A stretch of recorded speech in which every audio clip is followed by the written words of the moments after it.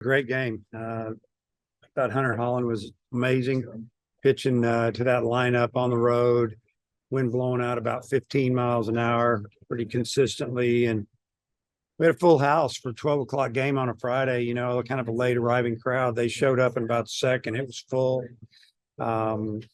He kept us in the game. Skeens was everything as advertised. I've never seen a better arm. I mean, at this level, it's unbelievable. But Hagan came in and kind of put out the fire there and got us through an inning or two. And I mean, you saw what happened. We finally broke loose, got a couple big hits, and Reese Robinette came in and I mean, couldn't ask for anything more. You got a freshman pinch hitting on the road. LSU, and first time he swung the bat, he hit a 400-foot opposite field for give us 3-run lead. And I'm just glad we kept tacking on runs because I felt like we needed to keep scoring. I've been a part of a lot of games down here, and no lead is safe. Andrew Ellis. Yeah, Coach. A lot of tension, obviously, on Skeens and him coming into this game. But Hunter Holland leaves with the lead after getting you into the sixth inning. Just overall, how would you recap his performance? And did he have anything put up a fight when you came to take him out of the game? So, first off, on his performance, I mean, he struck out, I think, 7, walked like 1. I think he hit a batter, pitched out maybe 1 jam. He was up to like 87 pitches, and they were getting ready to see him for like the third time. And when the top of the order, Cruz and White and some of those guys with big power, I just felt like I needed to get him. And when I come out, that means they're coming out of the game. So he didn't fight me. He started walking down the mound to give me and was going to give me the ball. Obviously, he would have liked to have stayed in the game, but he wasn't arguing with me or anything. And I told him, I said, hey, stay up here for a minute. I want to talk to you. And I just told him that he did a great job. And, this is how we had planned it out. And he was in the upper 80s in pitches and, let Hagan take it from here. But he had a great outing. Obviously, going to Robinette worked out pretty well for you. I was just wondering, was that a matchup thing or was he just the first bat you wanted to have in that situation? Did you know that going in and just talk through the decision? Yeah, he was my first left-handed bat I had going. And, I think sometimes, they kind of show you what you need to do a little bit. There's some hints. And, I played him in the game on Tuesday and, it hit an opposite field home run. He also got a big base hit to left center with 2 strikes on him. And I just thought, he knows strike zone a little bit, took the first pitch. And anyway, I just felt like it was, he could drive in a run for us. And fortunately, he ran into one and he hit it hard and the wind took it. He hit it a long way. Matt.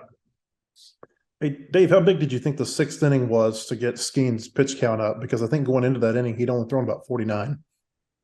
Yeah, I mean, it's like he was throwing 10 pitches an inning. It was amazing. Even his misses, he didn't have very many what we call bad misses. I mean, it was just missing by a ball, 2, 3 balls, missing by 2 feet. And, I think we fouled off a lot of pitches. He started throwing some more changeups and things we were laying off. And, every pitch he threw probably averaged 99, 100 miles an hour. I know he threw a few on the boards that said 92. So, that was a huge inning to get his pitch count up. And you start thinking, okay, they're definitely going to have to use another arm in this game. And then just overall, your pitching to be able to hang with him with as good as he was today. I mean, how happy are you with the way your guys pitched? Well, I'm ecstatic about it, honestly. I mean, we knew that, once Hagan had kind of entered his 2nd, 3rd inning, he wasn't going to come back tomorrow. And, we really needed to find a way to win that game, because we were using him. And obviously that takes away a big weapon out of our bullpen in a doubleheader. So it was big, I was really pleased but more pleased that we found a way to win. Hodge. Speaking of Hagan, I'm curious what you thought of his stuff, how he did today.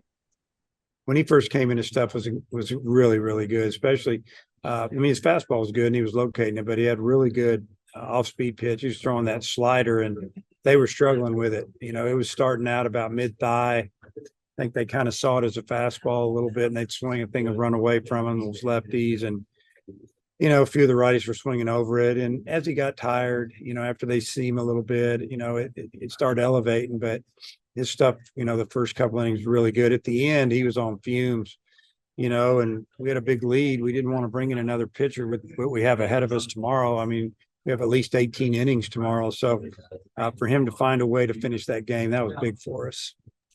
And y'all were already up 4, but to get the grand slam by Diggs, considering how dangerous LSU's lineup is, how big was that? It was huge. I mean, I told the team after the game how, one pitch here, one swing there can change the game. It can change the series. It can change how you manage things. And then I brought up, Kendall Diggs, we have 4-run lead. Game's not over, and 2 outs, 2 strikes, and he hits the ball in the seats. All of a sudden, we got 8-run lead, and gave us a little bit. He gave us a chance to maybe sit somebody down in the bullpen that we're going to use tomorrow. Daniel. Coach, have you talked to the guys kind of how they plan to mentally reset, or how you've told them to mentally reset, especially after like Yeah. 2.5 hours of adrenaline pumping stuff for 18 innings? Yeah, I mean, we talked after the game today. That was a really good win. A lot of good things happened, and how we hung in there and we fought and playing in a tough environment. But we, at the same time, we still haven't won the series. And, I like the way that after the game, when the game ended, we didn't just go crazy and start celebrating. We know that it's just a game, and we got 26 more conference games, but we got 2 more tomorrow. So, just enjoy it a little bit and learn from it and try to get ready to play. Dudley.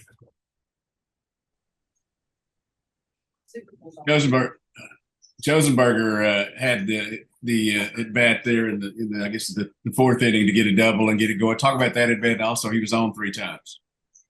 Yeah, I thought he did a really good job today. I think the double, it might have been with 2 strikes, might have been on a 0-2 count, but he smoked that ball down the right field line, a fastball. It's like they'd get ahead of him, and then they were trying to bust him in. And he kind of figured that out, and he jumped on that thing. And, I think he took a walk. He got another hit into left center there in that last inning and ended up scoring. Yeah, he had a great day. Matt, you got anything else?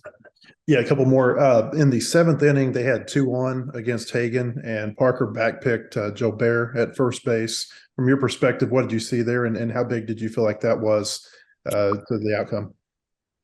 It was a huge play, and give credit to the players on that one. They're the ones that they saw that, and we've worked that play and practiced a few times, but we can call it from the bench, but they called it. They have the option to call it, and Brady being a veteran and really, I think Roland, obviously he throws really well from his knees, and he's backpicked, and he made a perfect throw. And you never know what would happen there. We might have struck the guy out 2 pitches later, but he also might have hit a double. So that was a big momentum killer at the time.